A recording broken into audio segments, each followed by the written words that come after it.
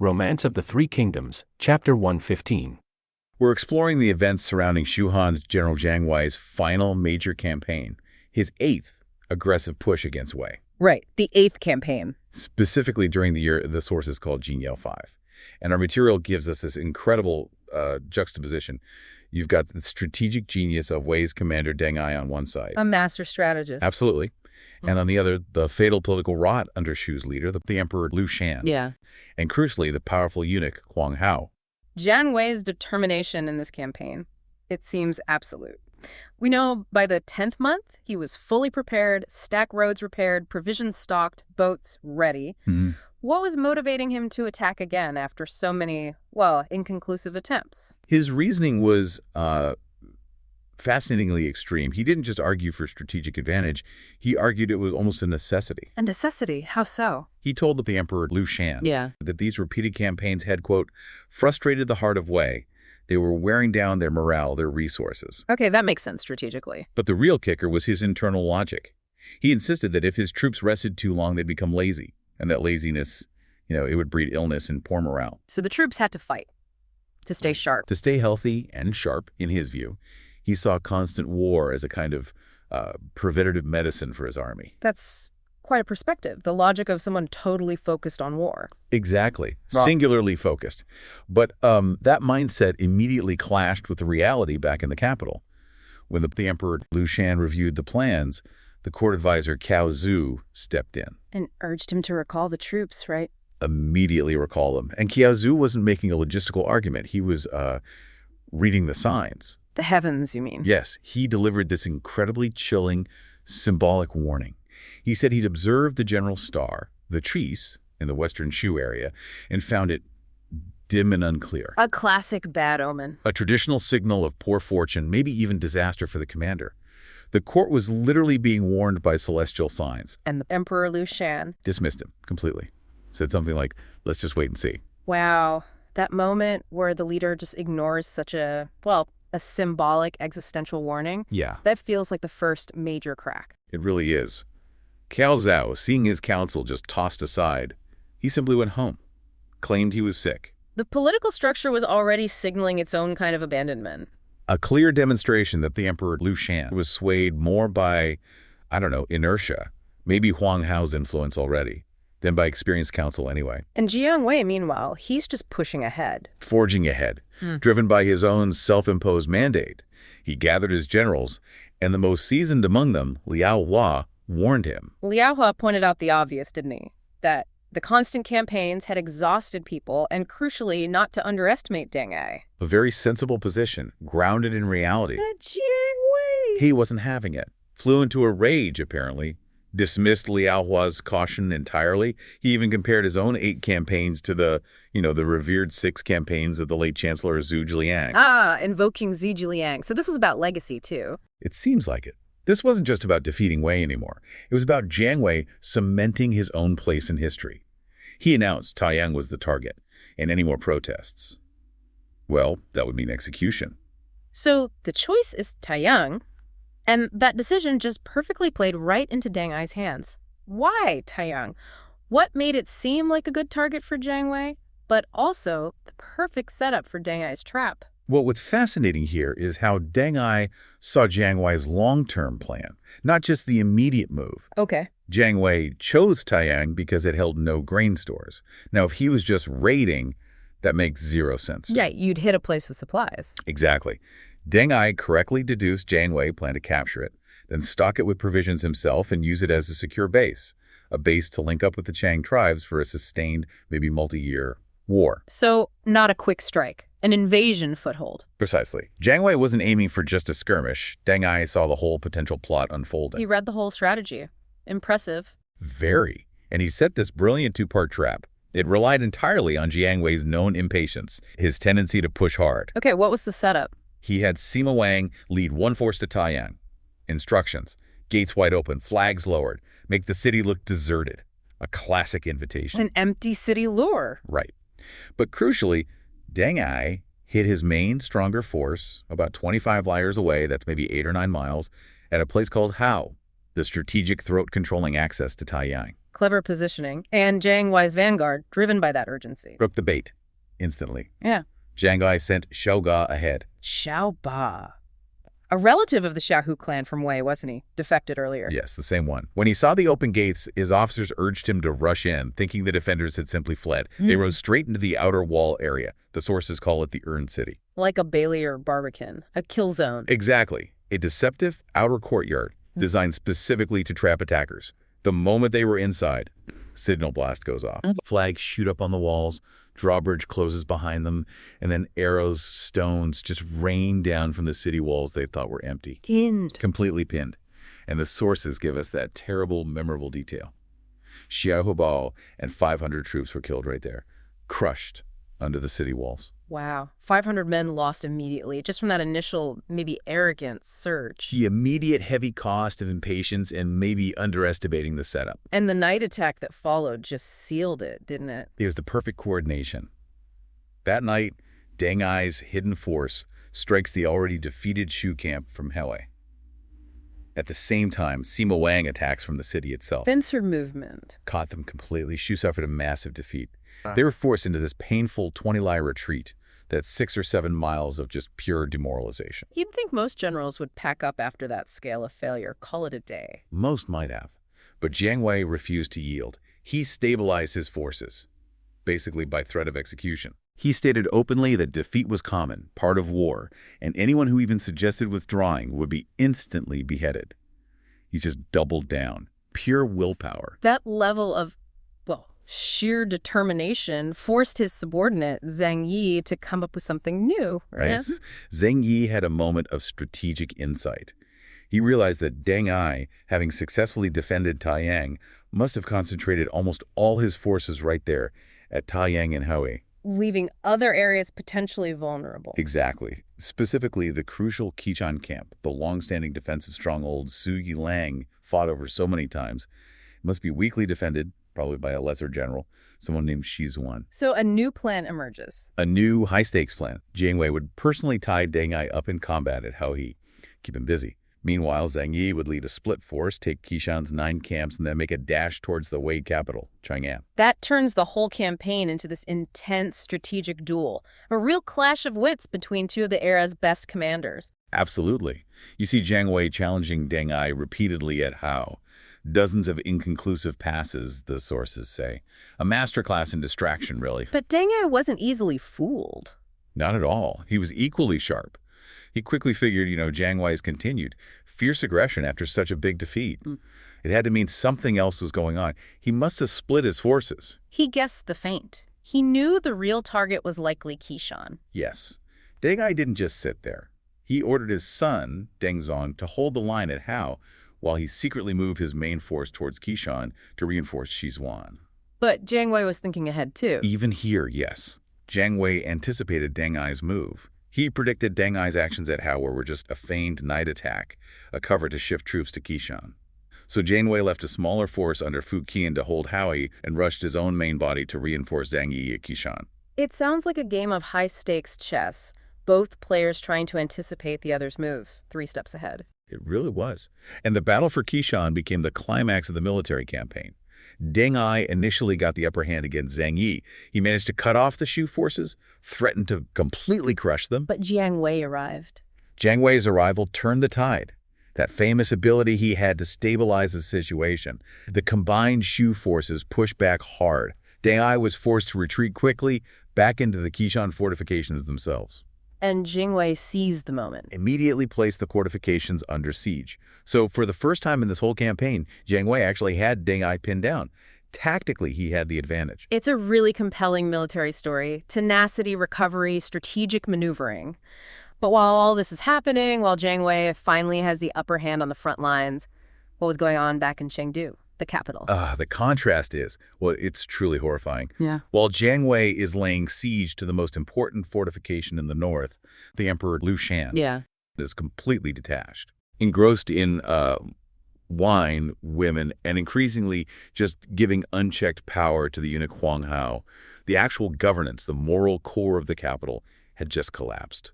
Utterly. And there's that specific anecdote in the sources, isn't there? The one that illustrates this complete moral decay, the breakdown of even basic judicial sense. The case involving Minister Liu Yan's wife, Hu Shi. Yes, it's shocking. Hu Shi spent about a month in the palace, some official celebratory reason. Liu Yan, her husband, suspected she'd had inappropriate relations with the Emperor Liu Shan himself. Okay. His reaction was brutal and bizarre. He had his wife bound and then ordered 500 of his soldiers to publicly beat her across the face with shoes. She was severely injured. Her shoes? By soldiers? That's horrifying. But wait, the court's reaction wasn't about the brutality itself, was it? No, and that is the crucial insight into the rot. Liu Yan was executed, but not for the violence against his wife or the misuse of soldiers, for violating protocol. The court decreed that, quote, a soldier is not the one to beat a wife, and the face is not for punishment. They were hung up on the method and the location of the abuse, not the abuse itself. They were worried about judicial procedure and etiquette more than justice or the horrific act itself. That signals a total abandonment of basic authority, doesn't it? Absolutely. Liu Yan was executed, and then noble wives were banned from entering the court altogether. This incident, which seems almost domestic on the surface, created widespread cynicism, resentment among the officials. Trust just evaporated. And that created the perfect power vacuum. The perfect vacuum for figures like the eunuch Huang Hao to thrive. The so-called small men seized control. Right. And Huang Hao used his influence, his closeness to the Emperor Liu Shan, to push for his own ally, a general named Yan Yu. The one the sources explicitly say had no merit. The very same. Pushed him as a replacement for the highly capable Jiang Wei. So while Jiang Wei has Deng Ai trapped, surrounded at Qishan, finally holding the strategic advantage. The order comes from Chengdu. 3 rapid imperial edicts arrive, almost simultaneously, in immediate, overwhelming order. Abandon the siege. Return to the capital, now. Just like that, despite having the enemy commander cornered. Jiang Wei was left completely powerless. He had the military advantage, his rival pinned, but he had to obey the imperial decree. There was no choice. So he just withdrew. He quietly ordered his troops, holding Taiyang, to withdraw first, then began a slow, deliberate retreat with Zhang He from Qishan, back towards Shu territory. And the final irony, Deng Ai didn't even pursue him aggressively. No. Deng Ai, always wary of Jiang Wei's tactics, found only empty camps the next morning. He actually feared it was another feint, a feigned withdrawal to set another trap, so he chose not to pursue. So the campaign just fizzled out, not due to military defeat, but political sabotage from within. Exactly. The victory Jiang Wei had fought so hard for was simply discarded by his own government. He was actually doing well against Deng Ai at Qishan. Potentially had him trapped, yeah. And he comes back to the capital and boom, he realizes the real fight isn't on the battlefield, it's inside the palace. It starts subtly, but it's chilling. He gets back to Chengdu, the capital, after this urgent imperial recall. The Emperor Liu Shan just avoids him for 10 days. No meeting, no audience, nothing. 10 days? That's not an oversight. That's deliberate. Oh, absolutely. Any commander would know something's deeply wrong. Yeah. And his suspicion gets confirmed, apparently, when he bumps into Xi Jiang, the Secretary Lang. And Xi Jiang spills the beans. He lays it out. The recall. Purely instigated by the eunuch, Huang Hao. The powerful eunuch, yeah. Why? Petty reasons, really. Huang Hao wanted his own protege, this guy Yan Yu, to get some military glory, maybe a promotion. So recall the main general so your favorite can step in. That was the plan. Recall Jiang Wei, let Yan Yu take over at Qishan, get a win. Except Deng Ai was too competent. Exactly. Deng Ai didn't cooperate, didn't roll over. Yan Yu couldn't achieve anything, so the whole scheme kind of fizzled out temporarily. But Jiang Wei finds out. How does he react? He's furious, understandably. Yeah. He apparently vows right then and there to kill Huang Hao, just eliminate the problem. Direct action. But Xi Jiang advises caution. Yes, and this is crucial. Xi Jiang points out, look, you're powerful. You're the top general. If you demand the eunuch's execution and the emperor refuses. Which seemed likely, given Liu Shan. Right. Then Jiang Wei himself looks insubordinate, maybe even rebellious. His own high status makes him vulnerable if he pushes too hard against the emperor's favorite. It could backfire badly. So it's a political trap. Definitely. Xi Jiang saw that. But Jiang Wei, well, he was too enraged. He couldn't just let it go. He forces a confrontation. How? He apparently bursts into a private banquet. Liu Shan and Huang Hao are just relaxing in the rear garden. Oh, wow. That's dramatic. Very. And he doesn't hold back. He's apparently weeping, demanding to know why he was pulled back from Qishan, from possibly trapping Deng Ai. And then he turns on Huang Hao. Yes, he launches into this incredibly sharp accusation, calls Huang Hao treacherous, compares him to the worst historical villains. Like who? What does the source say? He names the 10 regular attendants from Emperor Ling's time, who basically ruined the later Han dynasty. Okay, that's serious. And then he drops the ultimate comparison. Zhao Gao. Zhao Gao, the eunuch who brought down the Qin dynasty. The very same. Comparing someone to Zhao Gao in that court context, that's basically saying this man will destroy our state if you don't stop him. It's the nuclear option of historical comparisons. So Jiang Wei is saying, kill this eunuch, purify the state, let's get back to focusing on recovering the Central Plains. Exactly. He lays it all out. The survival of Shu-Han is at stake. And how does the Emperor Liu Shan respond to this impassioned, historically charged plea? This is the heartbreaking part. He laughs. He laughs. He laughs. Dismisses Huang Hao as just a minor servant. Asks Jiang Wei why he's getting so worked up about one unimportant eunuch. He even uses this sort of sentimental line about loving those you wish to live and hating those you wish to die. Unbelievable. He completely misses the point, the structural danger. Totally. Willful blindness, maybe? Yeah. He tries to smooth things over with a symbolic gesture. He forces Huang Hao, who's apparently crying by now, to kowtow to Jiang Wei. An empty apology. Utterly empty. It humiliates Huang Hao, but leaves his power untouched. And it signals clearly to Jiang Wei. The emperor cares more about this eunuch's feelings than state security. So the corruption remains. Jiang Wei must have been incredibly frustrated. Deeply. He knows he can't win this fight in the palace. So what does he do? He goes back to Zhang. The voice of reason again. Yes. Yeah. And Zhang now gives him this stark warning. He says, basically, if you are endangered, the state itself will fall. He links Jiang Wei's personal safety directly to Shu-Han's survival. Wow. So protecting Jiang Wei is protecting the state? That's the realization. And Zhang proposes a way out. Not another confrontation, but a strategic withdrawal, essentially. He suggests Tunqian. Military farming, right, like Zhuge Liang used to do. Exactly, mimicking the late chancellor's strategy.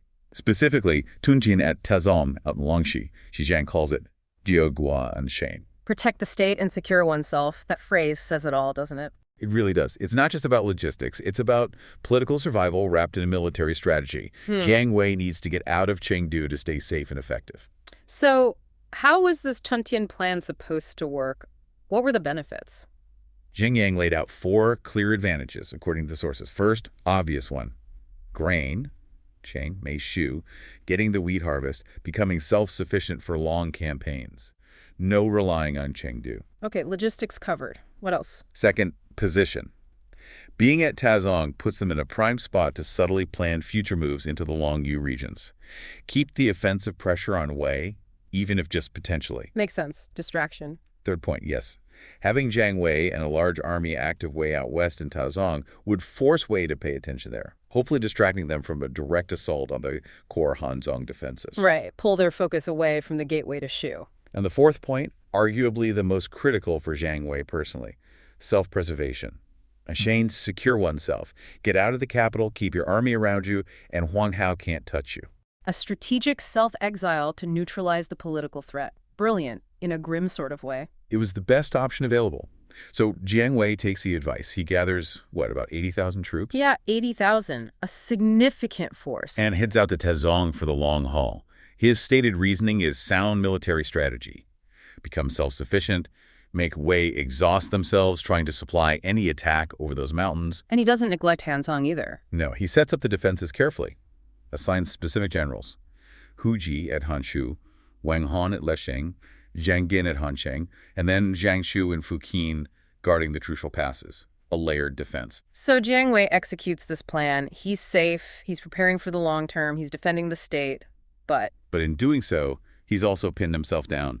The main Shu army and his best general are now committed far to the west. And that creates the opening on the other side, for Wei. Precisely. It's the ultimate irony. Jiang Wei secures himself, but isolates himself strategically, and Sima Zhao sees it immediately.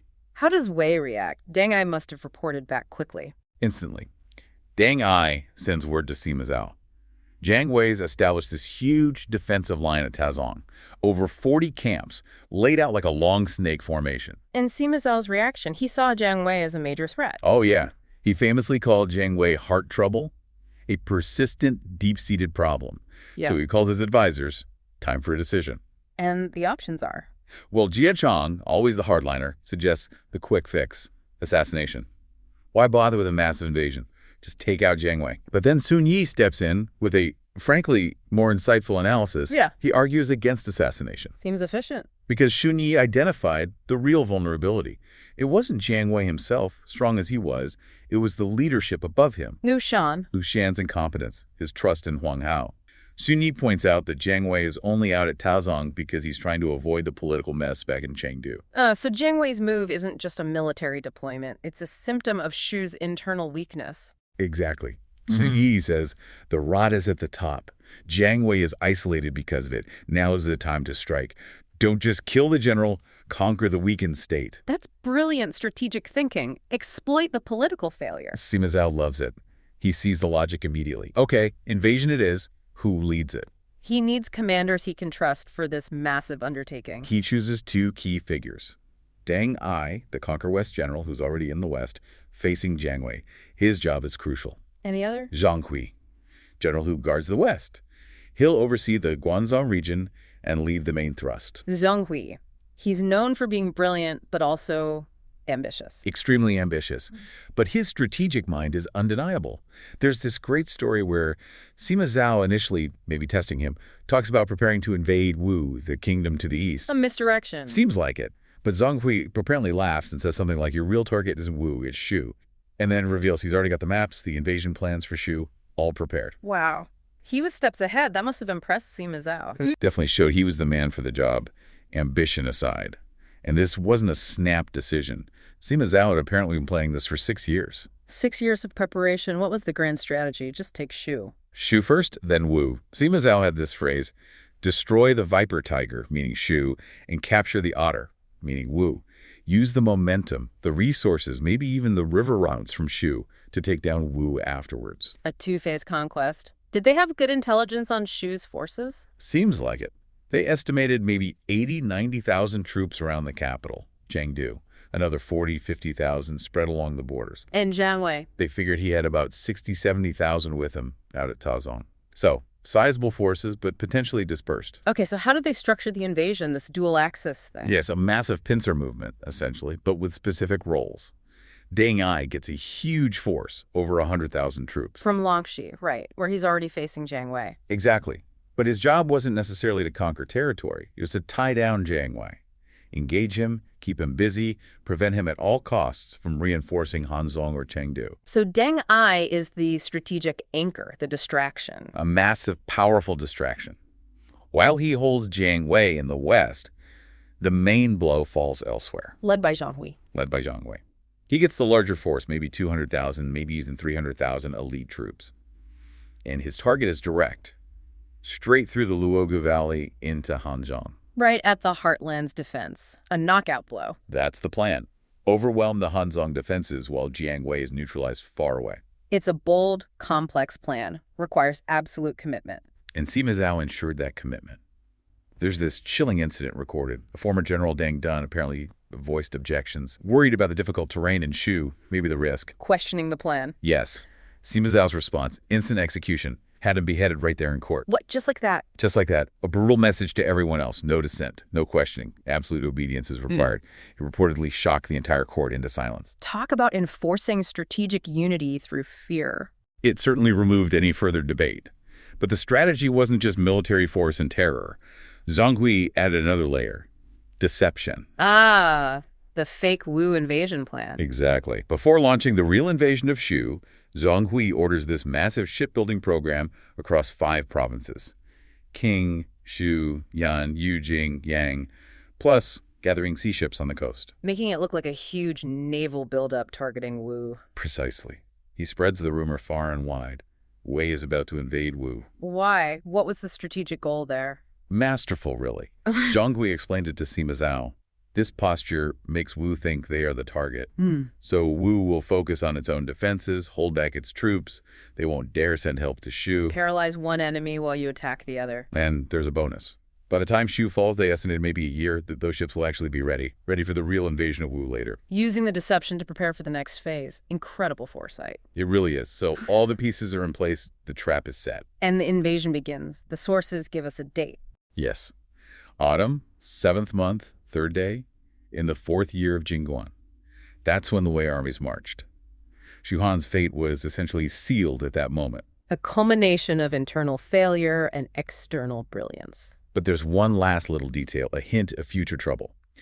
As Sima Zhao is heading back after launching the invasion, his aide, Xiao Ti, pulls him aside.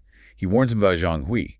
Says Zhang Hui has great ambition and lofty goals, and maybe shouldn't be trusted with sole command of such a massive, victorious army. The ambition factor again. How does Sima Zhao react to the warning? He laughs it off. The sources say he laughed, suggesting he knew about Zhang Hui's ambition already, but assured Xiao Ti he had it under control. The exact words aren't clear, but the confidence, maybe overconfidence, is there.